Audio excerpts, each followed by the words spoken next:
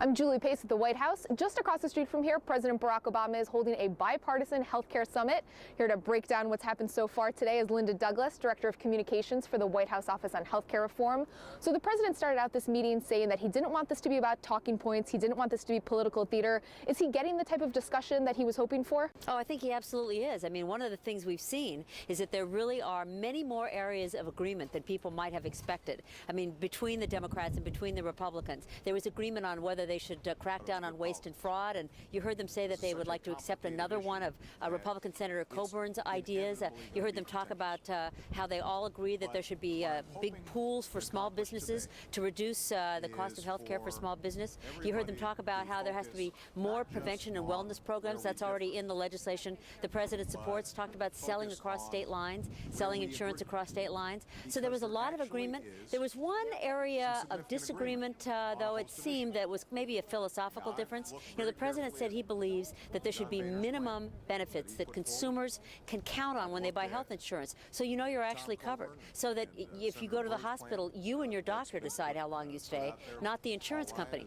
The Republicans did not seem to support that notion as much. That was an area of disagreement, but there was a lot of common ground. At the same time, some of the GOP lawmakers said that they can't just vote for a bill because it has a few of their ideas in it.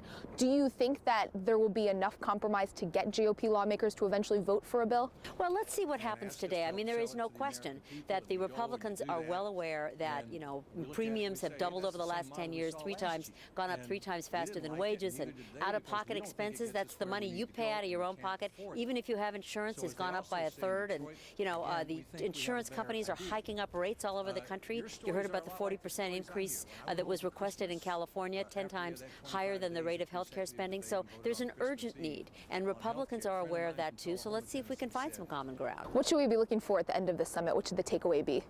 Well, I think the takeaway will be that the country will be much more informed about what is in the proposals that the president has made, how there is the biggest middle-class health care tax cut in history, you know, how it is that this is finally going to put control of health care into the hands of consumers and businesses, and hopefully they'll learn about that at the end of the day.